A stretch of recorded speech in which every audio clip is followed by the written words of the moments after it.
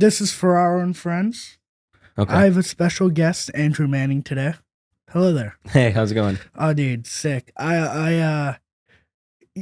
You're one of the first people in stand-up I saw before and like met in person that I saw like before doing stand-up, That's wild to me. which is very weird. Yeah, it is. Cause like we're not friends yet, but like we're like Yet I don't know. it's happening. It's coming. Hopefully, I don't that'd be know. pretty sick. You Play your cards right. We'll see. I don't know. You used to do roast battles, Mhm. and your headshot was definitely a selfie off your phone, Yeah, which is so funny. it was. I mean, I didn't have like a headshot until I was outside of a show in Norwalk, like probably 4 years ago now. And there was just a photographer for the show, and he like took a few pictures of me, and I was like, done. I have headshots now. And it was completely free, and the guy was very nice, and they were good pictures for what I had. But before that, yeah, it was like the sun was in my face, and I took a selfie like that outside of a Panera Bread in Brookfield, and that was like my headshot that I used for posters and flyers and all that shit. What your jokes? Do you have premise first or punchline? It varies. Okay. Like sometimes I'll come up with something that I think is funny, and then I like try and figure out a way to get to it. Like I have a story right now that I want to figure out how to do a bit about, and I know it's a funny concept, but I don't know how to make, like, I don't have any punchlines. Okay. And What's the story, the concept? So the concept is, and this is a true story. I'll just tell you what happened. When I was a teenager, my dad got into he got himself like into very good shape, relatively speaking, for like I think a man probably in his early 50s. Okay. And he used to wrestle. His whole family was like, athletic kids, big group of boys from upstate New York. Of course, they were all, baseball, outdoor all season long, all year long. And so wrestling was one of their sports. So my dad is in his early 50s, and he gets into good shape, and he's like, you know what? I think I'm going to enter the open tournament for wrestling in New York State. That's nuts. It is nuts because the only other people that are entering this tournament are like college dudes, fresh out of high school, or just in the prime of their youth, the strongest especially college New York. kids. Yeah, New York's a tough wrestling state. No, wrestling is like the best is Pennsylvania because Penn State. It's been number one for the past 100 years. But like it's Pennsylvania, Connecticut, New York. Yeah, those are the three. Yeah, and so it's like my dad's not wrestling chumps. Yeah. So anyway, we and his family. I don't remember if any family members came out of it. It was just but me. It's by weight, right? It is by weight. How much does your dad weigh? He was in. I don't know how much he weighed in for that. He might have. He's not like a huge guy. He's not a small guy. Let's say mid hundreds, 150 or something, maybe 175. I don't know, somewhere in that range. But the crux of it is he ends up getting into a weight class where there's like 5 other people in his weight class, and they do a round robin style tournament for that weight class. So everybody wrestles everybody. So it's not just him wrestling one guy and then the winner wrestles. No, he has to wrestle 5 young men who are all jacked. And my dad, as much as he's in good shape for being 50 something. No, he's not that. No, of course not. These guys look like and they're also wrestlers. Training and practicing. Exactly. Your dad's like, yeah, I'll give it a shot. Exactly. And so my dad got into shape but hadn't been wrestling. These kids have been wrestling for the past 15 years straight and are ripped. Like, just studs. Did he just these squat little fucking monsters? Did he? Well, dads are like weirdly shaped, so it could be throwing them off. My dad's pretty normally shaped. I think he's got a pretty normal build, but he was.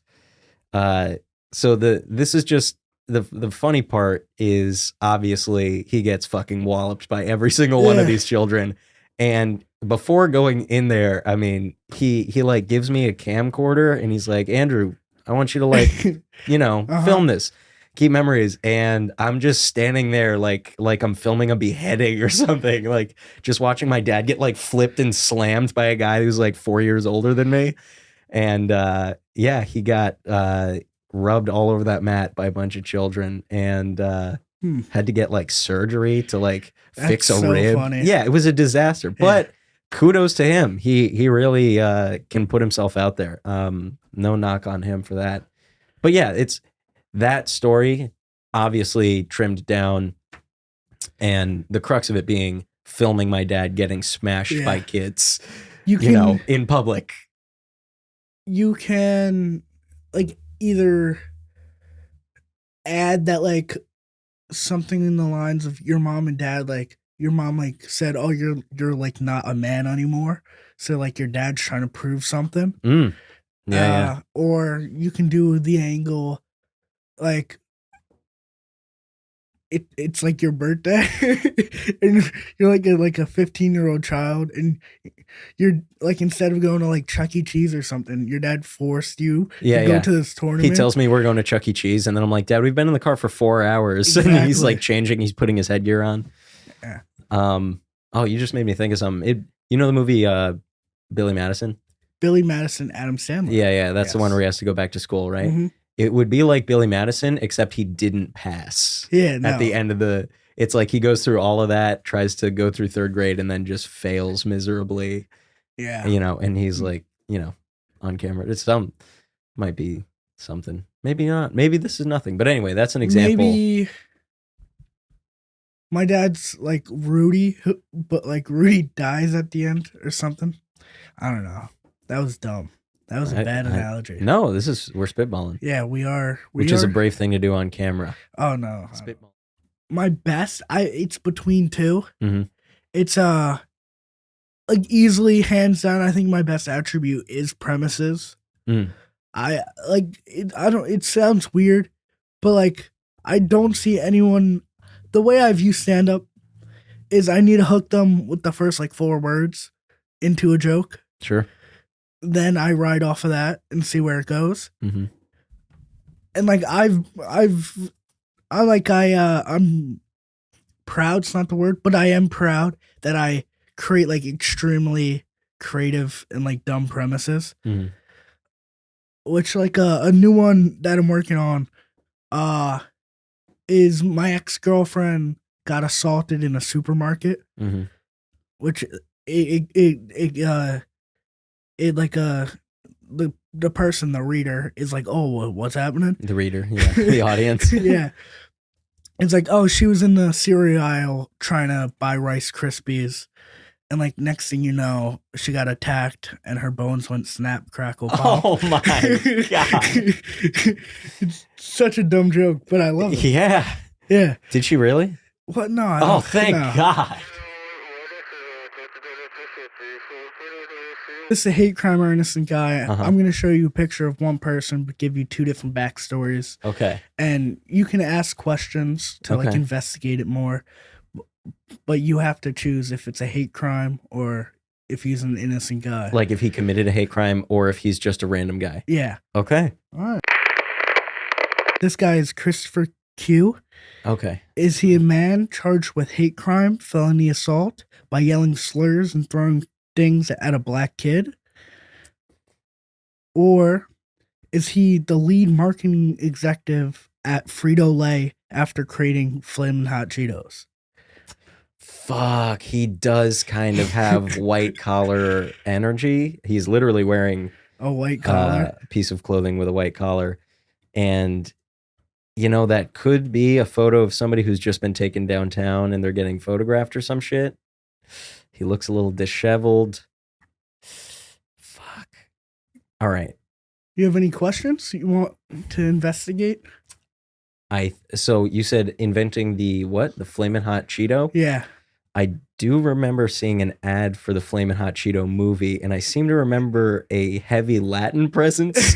So I'm going to go with this man committed a hate crime because he does not look Latin to me. Yeah, he's a bad human being. Oh, okay. All right. Yeah. Not the inventor of the Flamin' Hot Cheeto. No. Although it was also could be considered a hate crime. Oh, yeah. Inventing the Flamin' Hot Cheeto. Good backstory. Yeah. But yeah, fun game so far. Yeah. Alex Wegman. Is he a 19-year-old Utah man who got arrested trying to hit an Asian man with a Ford F-150? Or a background actor in the hit season of Stranger Things? Oh, fuck. He definitely looks like an actor. And he's got like longish hair for Stranger Things vibes. But doesn't he look like he would hit someone with a Ford F-150? It looks like he could play a role of somebody trying to hit somebody with a Ford F-150 where he's like, let me put on my most blue collary shirt and, try not to look like I've ever. He looks like he's never worked outside a day in his life based on this photo. His face is so, but then again, that might be like, headshots. I'm going to go with this as the actor. Yeah, he is. Yeah, he is. Okay. This is an innocent man. Yeah, no. Like, imagine there's never been a guy who committed a hate crime who has like that kind of headshot. Oh, dude, although, yeah, no. of course there are. There's plenty of actors who have committed hate crimes. No. What am I thinking? Yeah. Like all of them. Yeah, Mark Wahlberg. Marky Mark. Yeah. Yeah. He really came down on his funky bunch. Oh. This is Ryan Sampson. Is he a CEO that was fired after accidentally calling his coworkers the N-word in a company group chat? Accidentally? Yeah. Like he just hit the, sorry guys, autocorrect. He worked as the CEO of Intel in 2007. And called his employees a racial slur on a company email. On accident. Or on accident. Right. Is he the third photo that popped up after Googling who lives in Seattle, Washington? Oh my God. If you wrote that and it's the hate crime guy, I would just want to say kudos. That's pretty spot on. That's a good burn. Damn. This is nondescript enough. There's no logos. There's no nothing. It could be a stock photo, but I don't see any stock photo. You said CEO of Intel? Yeah. Who called his... I'm going to go with third photo when you Google who lives in Seattle. Yeah. Yes. 3 for 3. Hey. What was it that gave it away to me? Oh, it's that... Oh, what was it? Intel. It's because you said accidentally calling his employees. I was like, ooh. Nobody accidentally calls their employees that in an email. What? Does that happen to you a lot? Not in an email. I said text group chat. Oh, I thought you were talking about like a company email. Yeah, but that's definitely happened. Like he's before. on Outlook and he's just like thinks he didn't reply all. No, there was this story. I think it was on Reddit. The story was shared, but no, there was this like a CEO who called his coworker the N-word. Like he was trying to like fire him after like before the fact, and he was texting his other coworker, hey, like, when he accidentally sent it? Yeah, can we get this N-word out of here? Oh my God. Damn. What an absolute fucking self-own to try and fire some guy that you're being racist towards, and then you expose yourself that's as lawsuit. A racist to the guy. Yeah, which is hilarious. It's crazy. He's just what an Uno reverse card. Yeah. Handed down by God. Yeah, no, that's a free lawsuit and a half. And God, yeah. It's also probably a crime. Oh, I mean, it seems hate crimey. CEOs get away with a lot.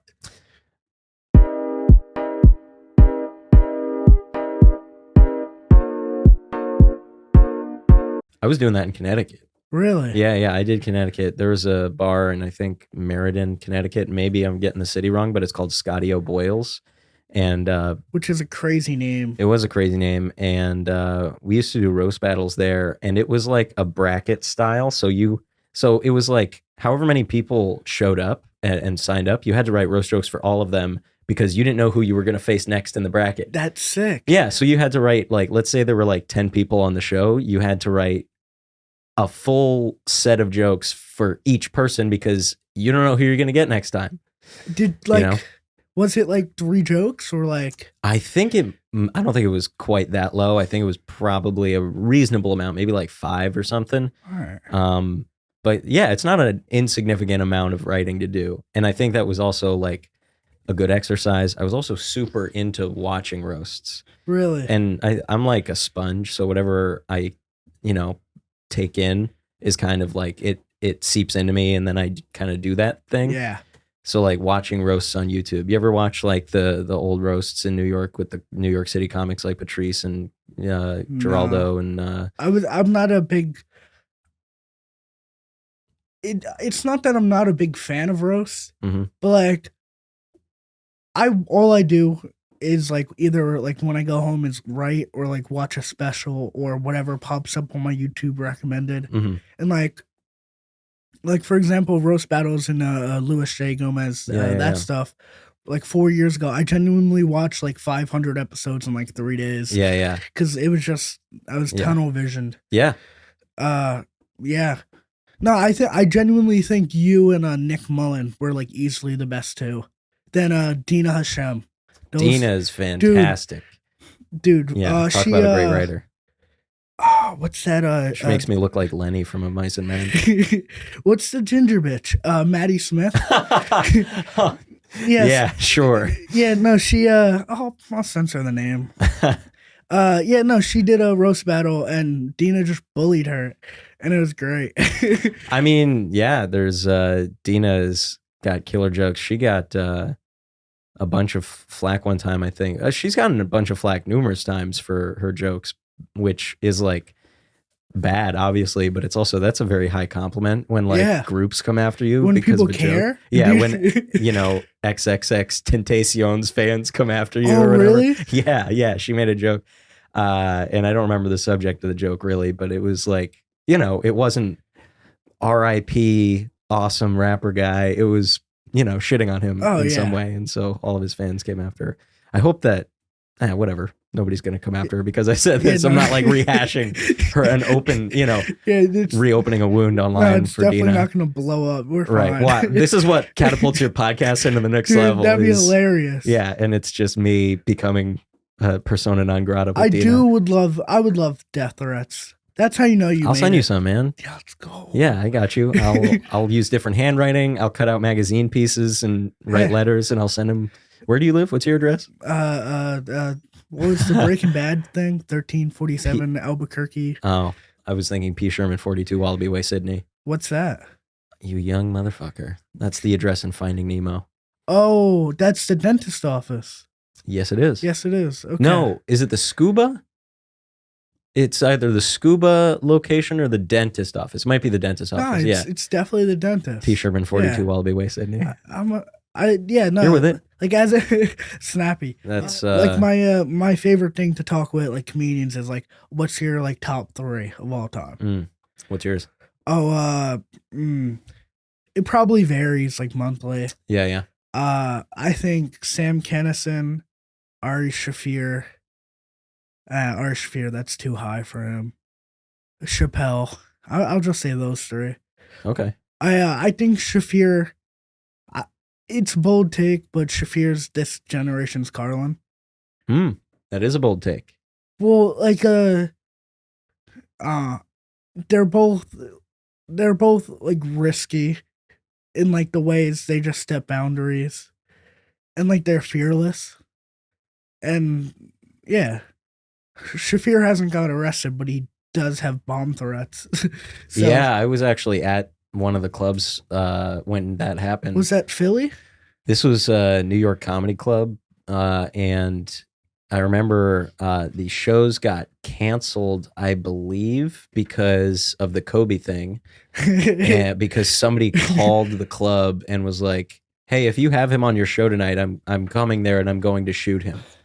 And so the club owners or the manager, I don't know who made the decision, but they shut down operations that night. And everybody fucking fled. And I remember showing up there for like a spot or something or to hang, and it was like dead in there. And I was like, what's going on? And they were like, oh, we're closing early because some guy threatened to come here with a gun and kill Ari Shaffir. And it's so funny. And they left, and I was there the next night after that. And because the staff like rotates. And so the people that closed, the next people that came in to open, I was there and they were like, it was like walking around Chernobyl because like everybody just stopped what they were doing and left. So there's like glasses that are just half full, popcorn out, That's so funny. Yeah, everybody just left in a hurry. No, that's so insane to fucking threaten to shoot a guy over a joke. Yeah. Jesus Christ. Well, it wasn't tasteful. But No, like, of course. And yeah, even if it's not a joke, yeah, fucking take away the joke. If you threaten to shoot somebody over a tweet, like just being like, I'm glad this guy's dead. It's fuck. no, there was this story. I don't know if it's real, but when I was younger, I used to play a lot of Xbox, like Call of Duty. I don't believe it. All right. Yeah, so it was like this YouTube video on this kid was talking shit like what every kid does on like to this Russian guy. Yeah. And the story is this Russian guy like found him and just started beating the shit out of him. Yeah. Yeah.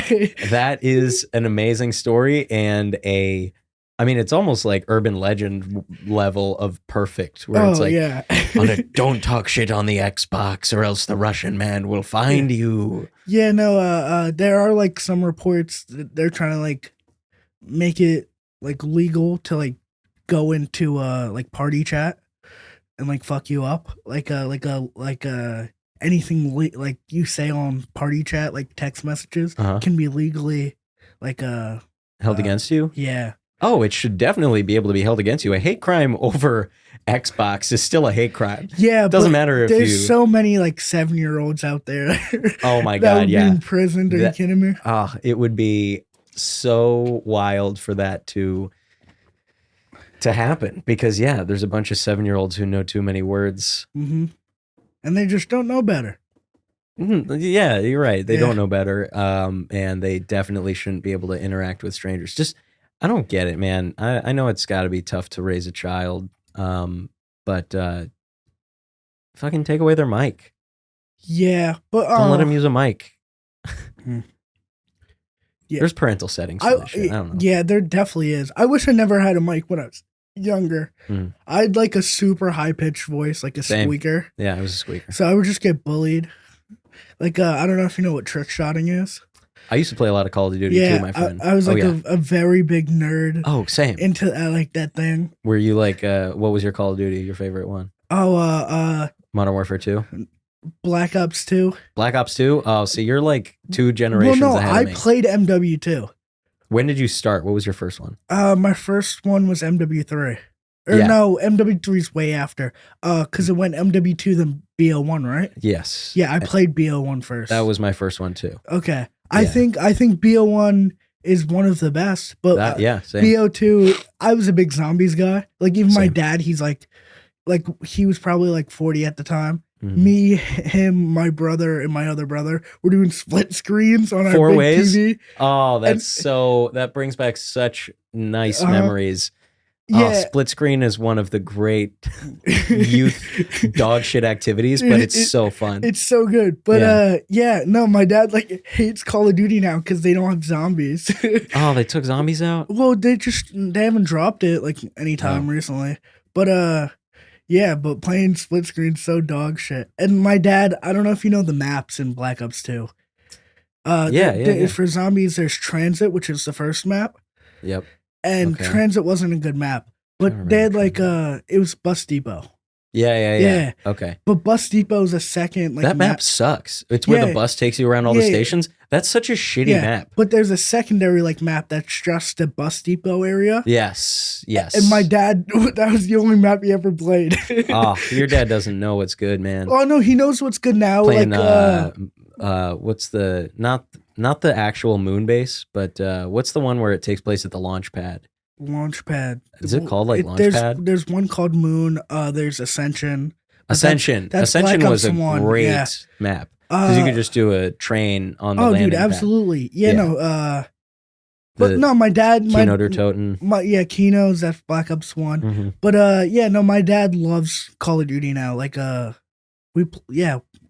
like us four just casually play Black Ops 3. Still?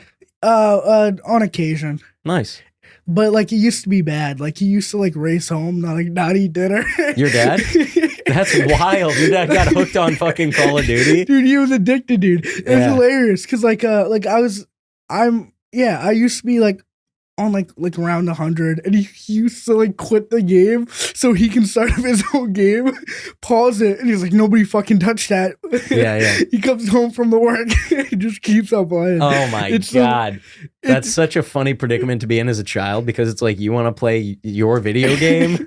It's like, God, my dad has zombies paused right now, guys. Sorry, I can't hop on live. Which is so funny. Yeah. Yeah, I know, but it's a good thing for a father to be.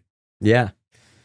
It certainly is. I think I tried to get my parents to play like Xbox twice, like my mom and dad both maybe once, and it's just like they'll never Really. they'll never get it. I mean, it'd be like trying to teach an 85-year-old like how to like change the race of an emoji. It's like they're just use emojis in general.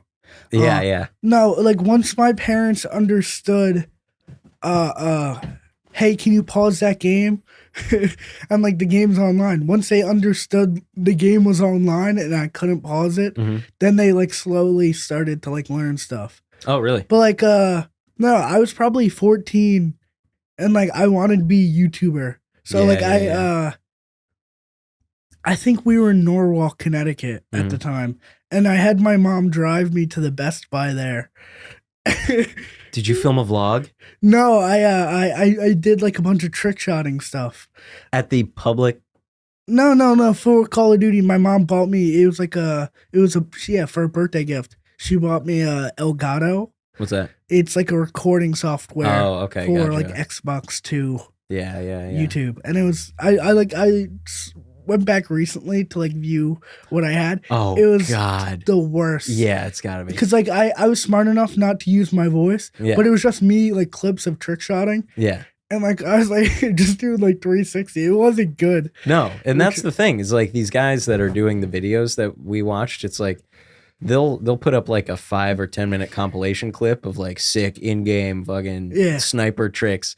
And what they don't show is the 1,000 times that didn't work, and they went like 0-49 trying to get like one clip. It's like today's a version of it for us in our life now would be like a guy going up and bombing for 5 minutes, trying to riff and do crowd work, getting one good crowd work line that the audience pops on, and then going back to bombing for 5 minutes, trying to get another clip. Well, that already happens. That's what I'm saying. There's so many TikTokers. Yeah. Which but those are quality entertainment videos on YouTube. People love to consume them. Hey, when you're on Rogan, remember me. Right? Rogan? When you're on him physically. Yes. That bald head, dude. Yeah, when you're holding onto his head as he walks around. No. For Maxim. Is it 8:30? Yeah. Ooh. Well, it's about to be 8:30. Okay. I always like to close on what books did you read in high school? Oh, dude, yeah. Yeah. Okay, let's this is coming out 2 weeks from now. You have anything you want to plug? I already have your Instagram in the description. That's pretty much it. Thanks Thanks for having me on. Hey. Appreciate you, man. Thank you for doing it. Yeah. Nice. Gentleman here. Oh. All right. I need a piece so bad.